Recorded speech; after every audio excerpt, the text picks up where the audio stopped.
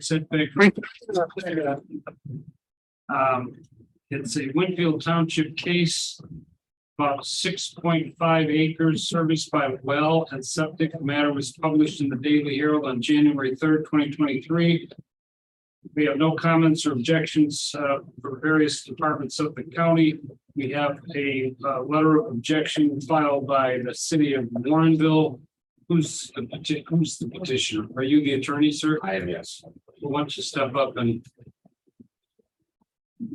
if you would, please just first introduce yourself, and then I'll ask all of your witnesses to stand and be sworn. Anybody that might answer a question, whatever, stand and be sworn in. And then you can identify everybody. Absolutely. I'll identify the exhibits that I have so far, and then you can proceed. Thank you, Mr. Chairman. I appreciate it. Good evening, members of the board. My name is Art Passman. I'm an attorney with the law firm of Elrod Friedman, and I am here on behalf of the petitioner, BK Acquisitions. With me is Matt Good and Michael Clulo from BK Acquisitions. We also have the current property owner, Steve Burning, who is present as well, and also the real estate agent, Ted. I don't remember your last name. Okay, thank you. So we are all here. I think it probably makes sense to swear everyone in just out of abundance of caution, and we'll go from there. Would you raise your right hands, please? You do solemnly, You have to be sworn in too. you do solemnly swear affirm the testimony you're about to give this cause now hearing be the truth, the whole truth, and nothing but the truth, so help you God. Okay, and then I have a survey as exhibit 1, site plan as exhibit 2, and then I guess what must be the parking exhibit as exhibit 3. Well, there's 2 of them that are marked as parking exhibits. Right, go right ahead, sir. Thank you, Mr. Chairman. Again, Art Passman for the petitioner. Our request is, we believe, fairly straightforward. We are seeking to use this property for storage, open storage of trailers and materials. This is a property that has been used for storage and storage of RVs and similar facilities for 25 years or so. Our use is very similar. Swap out the RVs for trailers and you pretty much have the same thing. What we're looking for fundamentally through the conditional use permit is confirmation that the use is acceptable and appropriate at this location. The setback relief, the variations are to mirror current activity on the site, as you can see from the exhibits. Right now, the use goes to the lot lines, and we're looking to replicate that same activity. I'll let Mr. Good from the applicant speak more to the business and to the firm's experience, and then we'd be happy to answer any questions that you have about our use or about the standards. We do believe all the standards are met. We believe this is a consistent use, both with what's been on the site for 25 years, but also consistent with the underlying zoning. So with that, I'll ask Mr. Good to step on forward.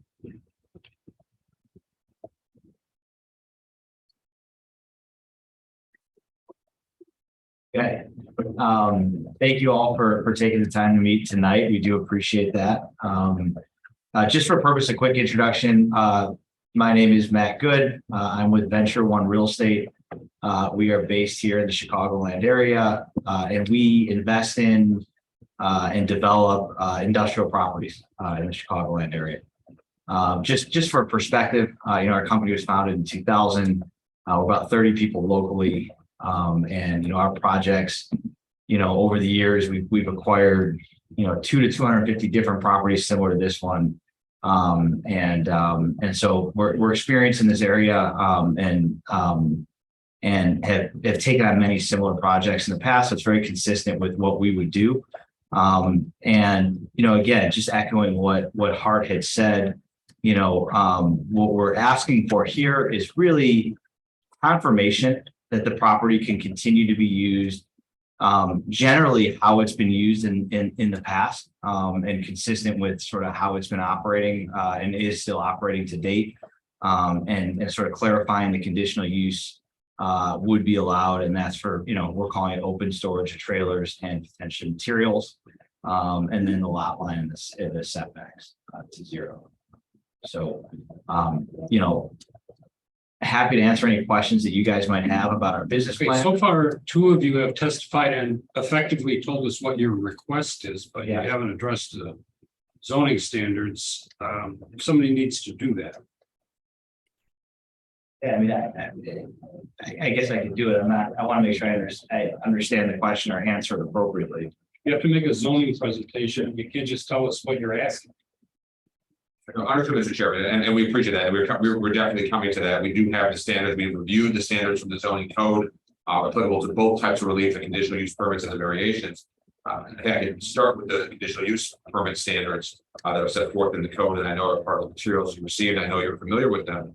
Of course, the general standard is that the conditional use is in harmony with the general purpose and intent of the zoning ordinance. Stop there. This is an I-1 district. It's light industrial. Our use is contemplated as a conditional use in the I-1 district. Is also consistent, and we'll get to, with the surrounding uses. Everything around this property, certainly on the south side of Butterfield, is light industrial. We've got a landscaping business immediately to our east. We've got a power company to our south.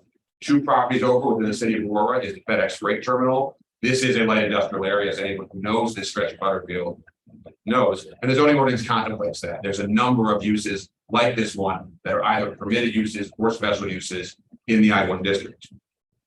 Not be injurious to the neighborhood, detrimental to the public welfare, or in conflict with the county's comprehensive plan for development.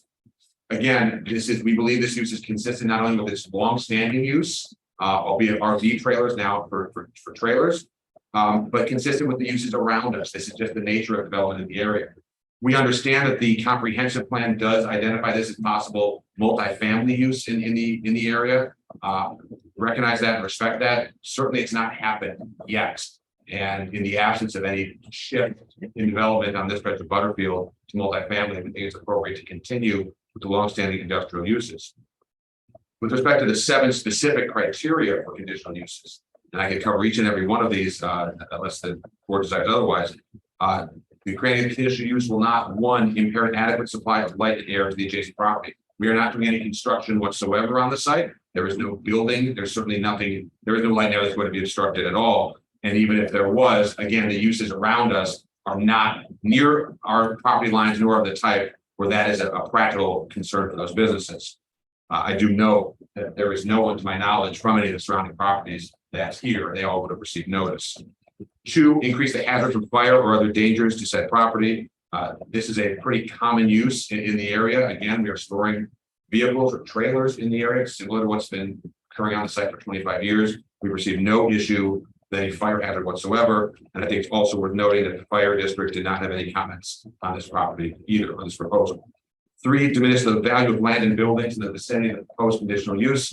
My experience as a zoning lawyer, this is an issue when there's a pretty significant change in how a property is being used. And as I've said already, we don't perceive this to be any real sea change in how the property is used. I would be shocked if there's any change in the value of property. If anything, property values could go up from this because VK is going to enhance the property, provide some landscaping, and bring to the site the professional industrial use and operation that they are known for throughout the area. 4, unduly increased traffic congestion in the public streets and highways. It is a good time to address the letter that you received from the city of Warrenville. And Matt can speak more to the projected use from this property. Mr. Burning, the owner, can speak to the current use of the property. I will tell you what they have told me. We project approximately 20 to 50 vehicles per day on this site, based on our understanding of how similar sites are used in the area. The site will hold 88 spaces for trailers. We don't expect that every single trailer will be in and out on a given day. So we anticipate 20 to 50. The current site, according to Mr. Burning, gets roughly 3 to 4 trips per hour during the peak business hours, which are roughly 7 to 7. That's about 30 to 40 cars, give or take, some of which are not cars, but vans, trucks, large motorhomes, etc. In other words, the incremental difference in traffic, if there is any at all, is going to be very, very marginal. We do not believe that we are creating an unduly increase in traffic congestion in this recent highways. I respect that. I think it's a valid question that the city asked, and I'm glad that they did. But that said, our use is not that different in terms of impact from the current use.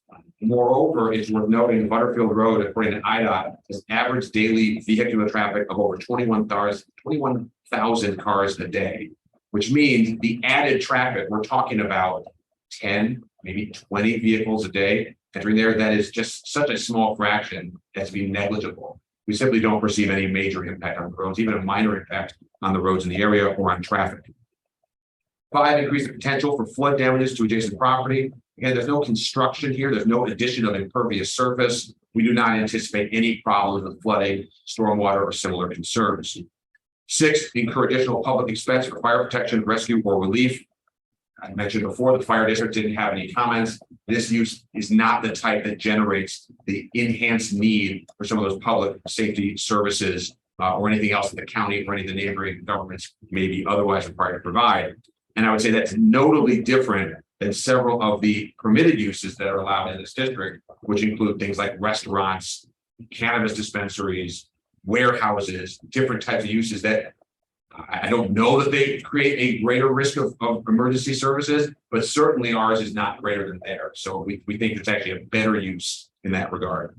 And finally, the general catch-all that their use will not otherwise impair the public health, safety, comfort, morals, or general welfare of the inhabitants of the county, nor will it otherwise create a nuisance. I think I've largely addressed this.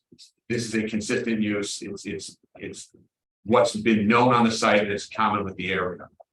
For all those reasons, we believe we meet all the standards set forth in the zoning code for granting the requested conditional use permit. With respect to the variation, as you noted, Mr. Chairman, there are 2 variations. Both of them relate to bringing the required setbacks from 20 to 0 on the interior side yards and the rear setback that'll be on the west and east and the south. I mentioned in my opening comments, this is the nature of the use right now. If you look at the area, you can see that the vehicles are parked all the way to the lot line. We are not looking to do anything different. We're looking to be able to do that for our trailer storage facilities. The first standard, and again, I know you're familiar with these, the first standard for that is that there are practical difficulties or particular hardships in the way of carrying out the strict letter of the regulation of the zoning ordinance. If we are required to do a 20-foot setback, given the long and thin nature of this property, it becomes very hard to practically store vehicles, use vehicles on this site. There's just not enough room, particularly given the size of the vehicles. I venture to say, and this is just my supposition, but it's based on my experience as a land attorney, that's probably why the current use goes lot line to lot line. These are not small little vehicles. These are larger vehicles. Having being able to use the entire width of the property is important to allow proper circulation, but also a use that can generate, appropriate returns for a landowner who's investing in the county. B, granting a variation is in harmony with the general purpose and intent of the zoning ordinance. This is very similar to in fact, it may be word for word the same as the lead-in paragraph for conditional uses. I've addressed that already. We don't believe there's any problem with condition B. And finally, C, granting a variation will not, or these are the same 7 criteria, all of which I've addressed in my prior comments. So for all the reasons I've stated, we believe we meet all the standards set forth in the code for all the relief we're requesting, and ask that you give this a favorable recommendation. Okay, this is a gravel site, Yeah, it's gravel. and there's an indication of these parking slots. You've designated them, but on the site plan, which gives the impression that you're going to stripe them somehow. You're not going to. How are they going to be designated on the site? So, and our intention wouldn't necessarily be to stripe them because the gravel, there are methods. So there are sort of like compared to like a plastic material where you can lay out on top of gravel designated those parking spots or spaces. But generally speaking, we would adhere to this layout for storage. Okay, what kind of trailers are these? So typically these would be, 40 to 53 foot. It's designed to accommodate 53-foot shipping containers or trailers, that would you find on a 53-foot truck. Whose trailers are they? So for the moment, we don't actually have an occupant identified. The goal here is to confirm that this use would be permitted. And our company as an investor in the site would then seek out occupants based on this layout. So is it like a domicile lot where there's in and out traffic on a daily basis, or what's your usual experience? Typically and we own I have to look, we own storage sites similar to this, probably 20 plus or minus 20 of these today. And in every instance, it's one or two occupants storing their own trailers. Meaning it's a company's trailer, so it's one trucking company, it's not an in and out as you described. Is your answer the same if I asked you what kind of materials are proposed to be stored? So, yeah, I mean, typically what we would see in that instance could be commodity type materials. So, you know, that could be something like lumber or, you know, some materials that could be stored outside. And with respect to your hardship proofs for the variation standards, you're saying the lot's not really wide enough to do what we want to do, so therefore that's a hardship and we need setback relief. Well, isn't it the case that that just means the lot's too small? I think the answer to that is in this case, the majority of uses that would be permitted for this site per the zoning would have a very difficult time operating with this width without modifying the setbacks. And at least in our observation, the adjacent sites and neighboring sites, which are similar, are being used in the same way. But the fact that there's violations up and down the street, it's not compelling to me.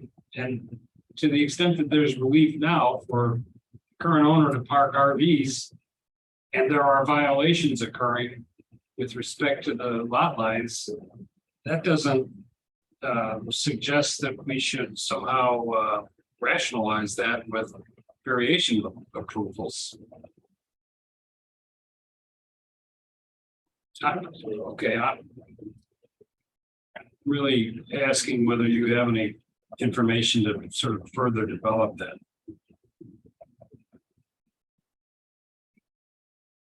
Yeah, I think it's our perspective that it would be a very difficult site, again, to operate this type of operation, or if I look at the list of permitted uses for this type of zoning, really any use with that narrow a site. And so, you know, without that variance, I think it would be, you know, nearly impossible to utilize. So let's put it in the record how narrow the site is. Is it about 300 feet? A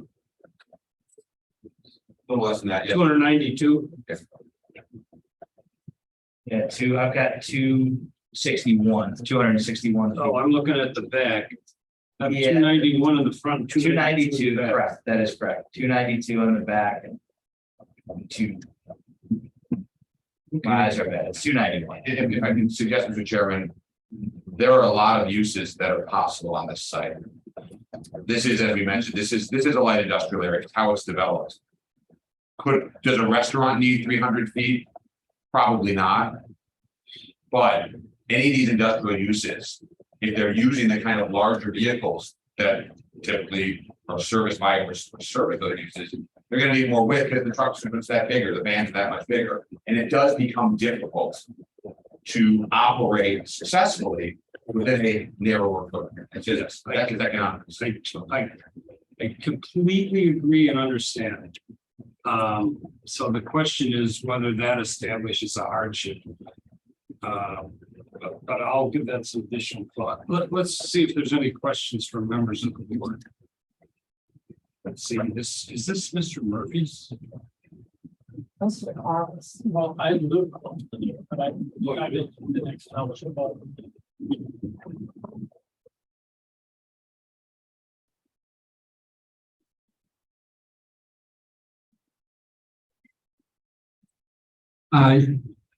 He proposed any water retention off of this property. So there's currently not any retention design for the site. There's also really very minimal impervious surface, and we're not proposing changing any quantities of impervious surface. So it was our civil engineer's opinion that there would be no retention needed to move forward. How about turning lane coming into it? There's not currently a left turn lane into the site. Thank you. There is a median, but not. Let's put Mr. Schultz next. It's close. Yeah, I purposely drove by this facility today, come here, because like I said, I live close to there and it's on my way. What about going into the FedEx, there is a deceleration lane, and I can tell you at that section of Route 56, it's very crowded when there's rush hours and all, and there's no place to get around and everything. So it made a lot of sense for FedEx. They're going in quite a bit. Also, then going west of there, there's a warehouse facility, and they do have a left turn lane. There's not a median at that spot. It's just, Right, yeah, so it's just stretch. I suspect that there would be room for them to put that facility in, make left hand lane. What are your thoughts about all of that? I think based on how we typically see sites like this being used with, call it 88 positions for trailers. It's not typical for us to get extremely heavy traffic at certain times of the day that might warrant that. It'll be typically it's sort of sporadic in and out traffic throughout the day. So we hadn't contemplated that in our plans. And we don't think that there will really be any additional traffic. We don't project there to be any additional traffic as compared to what's happening today. Okay. The 3 to 4, vehicles per hour. I mean, there's been a lot of reference to what's happening today. Please correct me if I'm wrong about this, but there was not zoning. Was there a zoning relief granted for this, or is this a non-conforming pre-existing use? There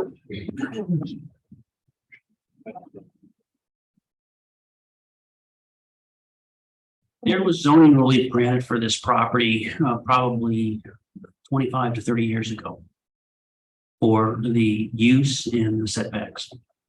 Okay. Let's go down the line. Further questions? Who has questions? Answer the questions. Oh, No. yeah. Oh, why we're down here, I have just one question. What are your hours of operation, which will then fold into what traffic will be? So we would want the site to be available for 24-hour operations. Typically, a site like this will operate between, business hours. So I would guess, 7 to 5 or 7 to 6, 7 a.m. to 6 p.m.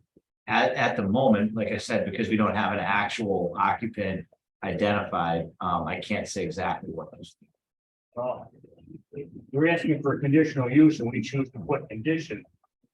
What are your proposed hours of operation, which you're saying 20 to 25 to 50 vehicles a day. But if it's over 24 hours, it's different. If it's over a 4-hour period, it makes it quite a different. And we need to know, we're going to put conditions. I mean, at this time, I would say we'd like it to be available for operation 24 hours a day. I mean, I think that would be critical to its being able to be functional and usable for this type of occupant. Go on, quick. Okay, no other questions from the board. Do you have anything else, or do you want to make a summary statement? I don't know that we have anything else.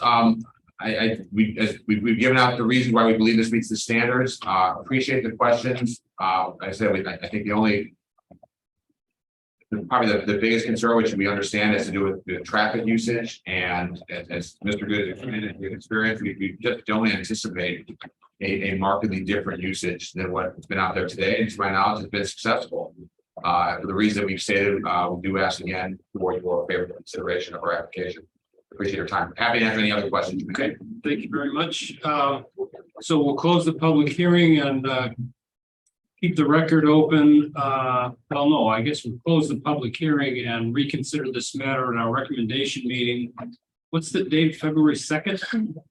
That occurs at 5:30 in this room on February 2.